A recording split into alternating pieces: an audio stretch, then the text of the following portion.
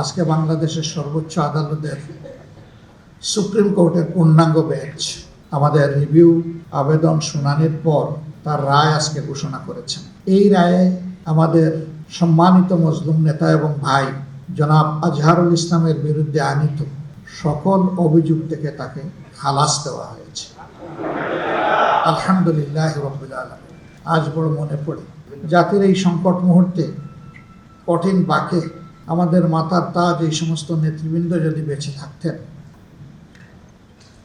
তারা তাদের প্রজ্ঞা, দূরদর্শিতা, অভিজ্ঞতা দিয়ে এই জাতিকে পথ দেখাতে পারতেন। এই ঈদে জামা জুতো অ্যাক্সেসরিজের ডিসকাউন্ট। ক্যাঙ্গারু কোর্ট এইভাবে এক একজন করে যাদেরকে বিদায় দিয়েছে, দুনিয়ার কেউ আর তাদেরকে আমাদের কাছে ফিরিয়ে দিতে পারবে না। কিন্তু তাদের স্মৃতি এবং কর্ম, তাদের পুরো অবদান এই জাতির জন্য, আল্লাহর দ্বীনের জন্য অম্লান থাকবে এবং বারবার ফিরে আসবে ইনশাআল্লাহ। তারা বেঁচে থাকলে এই জাতিকে সততা, দক্ষতার সাথে সেবা দিতেন এবং রাজনীতিতে অনেক গুণগত পরিবর্তন আসত। মহান আল্লাহ তাআলার দরবারে দোয়া করি, আল্লাহ তাআলা তার এই সমস্ত নেক বান্দাদের ঘাটতি যেন আমাদেরকে পূরণ করে দেন।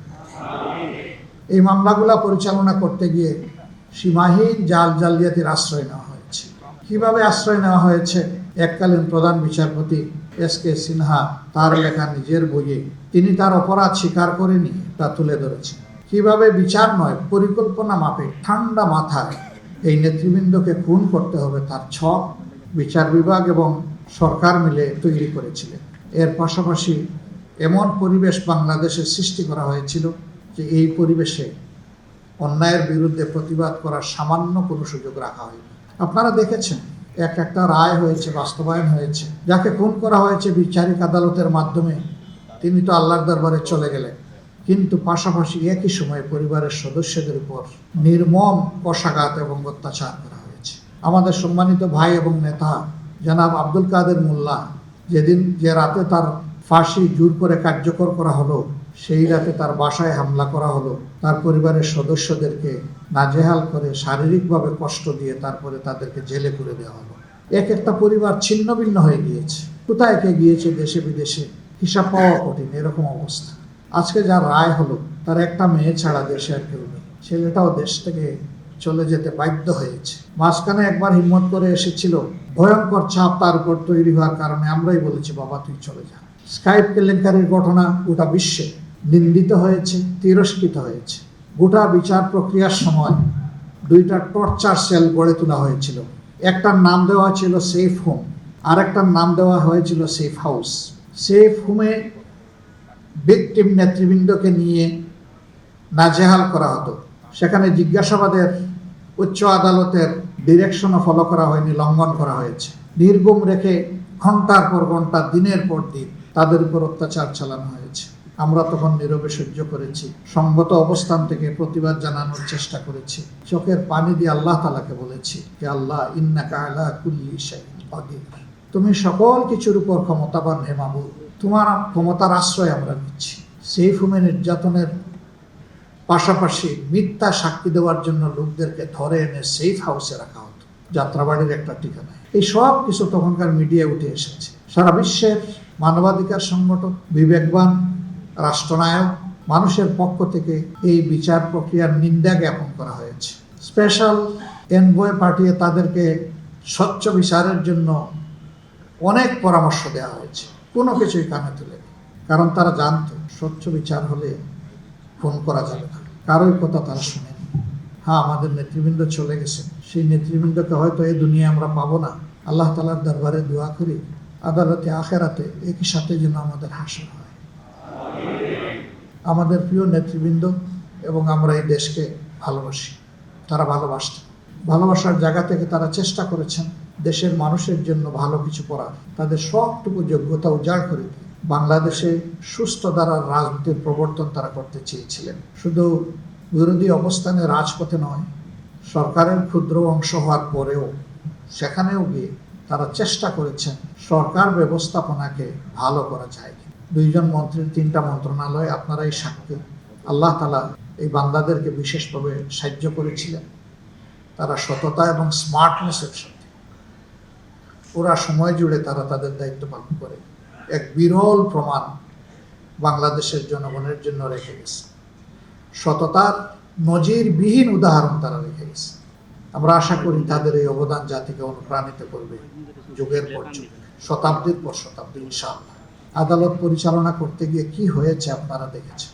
আদালত প্রাঙ্গণ থেকে যে পরিবারের মানুষকে খুনের অভিযোগে নেতৃবৃন্দের ট্রায়াল চলছে, সেই পরিবারের কারো সাক্ষ্য নেওয়া হয়নি, বরঞ্চ এক ভাই সাক্ষ্য দিতে এসেছিলেন, ইসাব আলীর ভাই সুখরঞ্জন বালি, তাকে আদালত প্রাঙ্গণ থেকে অপহরণ করা হয়েছে, সরকারি বাহিনী অপহরণ করেছে, নির্যাতন করে ভারতের মাটিতে নিয়ে ফেলে এসেছে, জেল কেটে কষ্ট করে দীর্ঘদিন পর তিনি ফিরে এসেছেন। আল্লামা দিলওয়ার হোসেন সাইদি, তিনি শুধু জামাতে ইসলামের সম্পদ ছিলেন না, তিনি শুধু বাংলাদেশের মানুষের সম্পদ ছিলেন না, তিনি ছিলেন বিশ্বের বিশ্বাসী মানুষের সম্পদ। তার সাথে কি আচরণ করা হয়েছে আপনারা দেখেছেন। তার এই মামলার ব্যাপারে সঠিক কথা বলতে সাহস করে সুখরঞ্জন বালি এসেছে, কিন্তু আইনজীবীর গাড়ির দরজা খুলে সেখান থেকে তাকে কিডন্যাপ করে নিয়ে যাওয়া হয়। এর আগে বাংলাদেশের আদালতে জীবনও কখনো এটা ঘটে। পাতানো ট্রায়ালের খবর মিডিয়া এসেছে, আপনারা দেখেছেন। বিচারক বলছেন আপনি খাড়ায় যাবেন, আমি বসায় দেব, জনগণ বুঝবে আমাদের মাঝে কোনো বোঝাপড়া নাই। অ্যাপিলিয়েট ডিভিশনে হেয়ারিং হয়েছে, প্রধান বিচারপতি সরকার পক্ষের কুশলীকে বলছেন যা কিছু বললেন তাতে তো মতিউর রহমান নিজামী সাহেবকে 1 মিনিটের জন্য 1 দিনের জন্য শাস্তি দেওয়ার কোনো সুযোগ নেই। আমরা আশা করেছিলাম সত্য কথাটা খোলা কোর্টে বলার পরে অন্তত তার কথার মর্যাদা তিনি রাখবেন, কিন্তু না, ওই যে আগে ছক্কাটা বিদেশ থেকে সাপ্লাই দেওয়া রায়ের ভিত্তিতে ঠিক একই পরিণতির দিকে তাকেও ঠেলে দেওয়া হলো।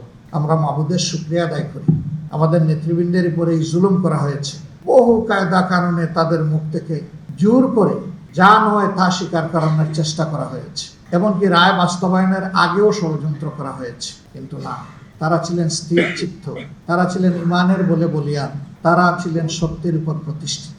এই জন্য মহান আল্লাহর উপর ভরসা করে ফাঁসির তক্তার উপরে গিয়ে দাঁড়িয়েছেন, কিন্তু অন্যায়ের কাছে মাথা নত করেন।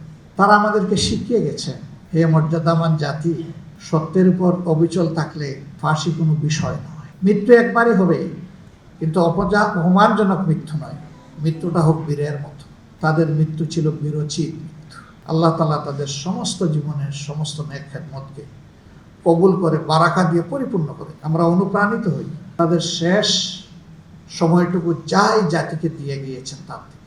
সম্মানিত ভাইয়েরা, এই মামলা পরিচালনা করতে গিয়ে ইন্টারন্যাশনাল কাস্টমারি যে ল আছে তাও ফলো করা হয়নি, আবার ডোমেস্টিক কাস্টমারি যে ল আছে এটাও ফলো করা হয়নি। সাক্ষ্য আইনকে বেমালুম দলিতমতিত করা হয়েছে। আমাদের দেশে এভিডেন্স ল যেটা আছে এটা মোটেই ফলো করা হয়। সেদিন সংবিধান কোনো বিষয় ছিল না, আইন কোনো বিষয়ই ছিল না। যাদের ইশারায় তারা এই কোর্ট পরিচালনা করতেন তাদের ইচ্ছেই ছিল আইন, সেটা বৈধ হোক অথবা অবৈধ হোক, এই তাণ্ডব চালানো হয়েছে। যার কারণে এই ধরনের একটা মামলা বাংলাদেশের, এই মামলার একটা মামলা ব্রিটেনে পরিচালিত হয়েছে। ব্রিটেনের উচ্চ আদালত তাদের রায়ে বলেছে এই মামলাগুলো ছিল, বিচারের নামে এই প্রহসন ছিল just genocide of the justice. বিচারকে গণহত্যা করা হয়েছে। তারা কিলিং অফ দ্য জাস্টিস বলে নাই, কারণ সিঙ্গেল কেস হইলে বলতো কিলিং, কিন্তু এখানে ছিল একাধিক case, a good number of good people been killed. এই জন্যই তারা বলেছে it was a genocide to justice. এটা বাংলাদেশের কোর্ট বলেনি। আলহামদুলিল্লাহ, আজকে বাংলাদেশের কোর্ট তাই বলেছে তাদের রায়ের মাধ্যমে।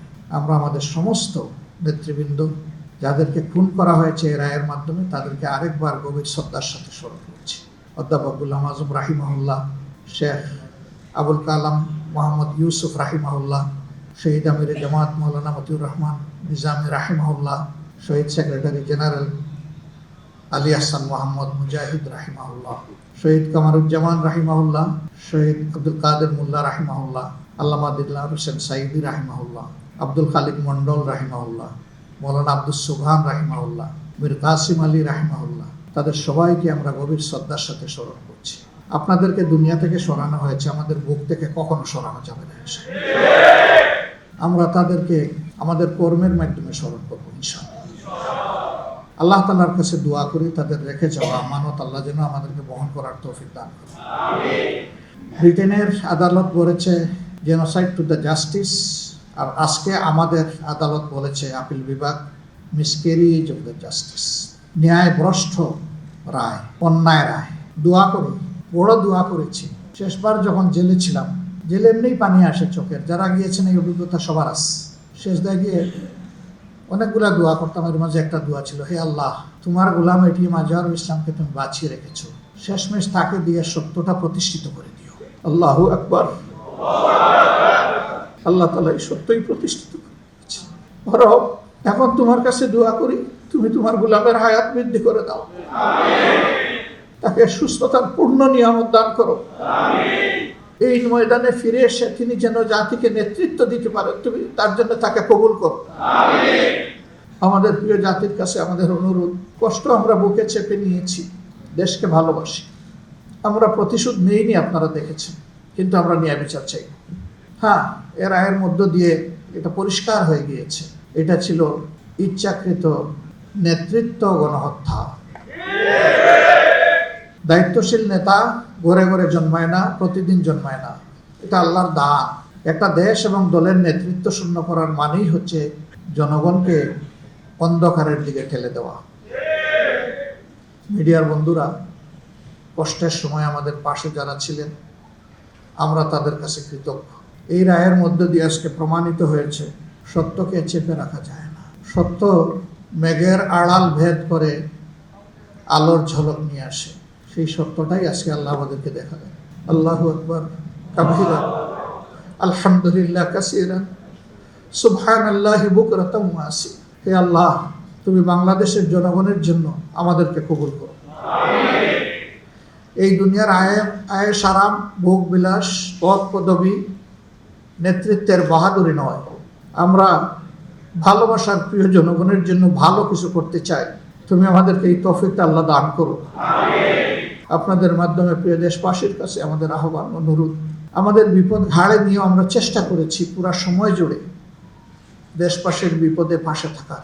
এমনকি ফ্যাসিস্ট সরকার বিদায় নেওয়ার পরেও আমরা চেষ্টা করেছি আমাদের গর্বের শহীদ পরিবার, আহত পঙ্গু ভাই বোনদের পাশে থাকার। কিন্তু আমরা এটা বিশ্বাস করি যে আমরা আমাদের পুরা কর্তব্য আদায় করতে পারিনি, আমাদের অনেক সীমাবদ্ধতার কারণে। একসময় আমাদেরকে করতেই দেওয়া হতো না, এখন অনেক সীমাবদ্ধতা আমাদের আছে, আপনারা আমাদেরকে ক্ষমা করবেন। আমাদের কোনো আচরণে, কোনো পারফরমেন্সে আপনারা কষ্ট পেয়ে থাকলে আমাদেরকে ক্ষমা করে দেবেন।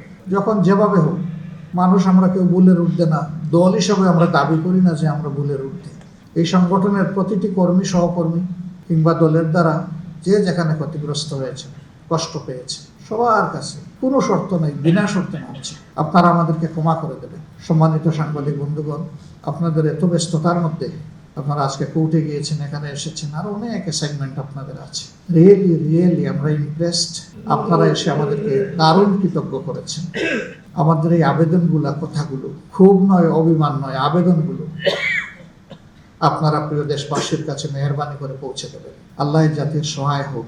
জাতির অনেকগুলা বার্নিং ইস্যু এখনো আনরিজলভড, এখানেও যেন সমস্ত রাজনৈতিক দলগুলো এবং যারা সংশ্লিষ্ট অংশীজন দেশকে ভালোবাসে, সর্বোচ্চ অগ্রাধিকার জনগণের স্বার্থকে দিয়ে আমরা যেন সবাই ভূমিকা পালন করতে পারি। আল্লাহ আমাদেরকে তৌফিক দান করুন। আমরা কথা দিচ্ছি, মহান আল্লাহর একান্ত ইচ্ছায়, প্রিয় দেশবাসীর সমর্থন সহযোগিতায় যদি এই দেশের সেবা করার দায়িত্ব আমাদের উপরে আসে, আমরা ইনশাআল্লাহ প্রতিশোধের রাজনীতির অবসান ঘটাবো, বৈষম্যের রাজনীতির অবসান ইনশাআল্লাহ ঘটাবো এবং সমাজ থেকে বৈষম্য দূর করার জন্য প্রিয় জনগণকে সাথে নিয়ে আমাদের সবটুকু উজাড় করে আমরা চেষ্টা করি। পাশাপাশি আমরা চাইবো আমাদের সমাজ দুর্নীতিমুক্ত হোক, দুঃশাসন মুক্ত হোক, অপরাধ মুক্ত হোক, বৈষম্য মুক্ত হোক, কল্যাণধর্মী সমাজ হোক, মানবিক সমাজ হোক। সেই সমাজ পরিগঠনে আমরা আপনাদের সাহচর্য,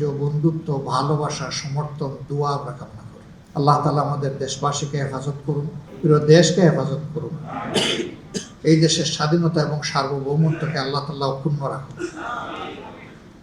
সবাই মিলেমিশে একটা সোনালী সমাজ যেন নির্মাণ করতে পারি, আল্লাহ তাআলা এই দেশের মানুষকে সাহায্য করুন। আপনাদের সকলকে আরেকবার ধন্যবাদ, গভীর কৃতজ্ঞতা। আসসালামু আলাইকুম ওয়া রাহমাতুল্লাহ।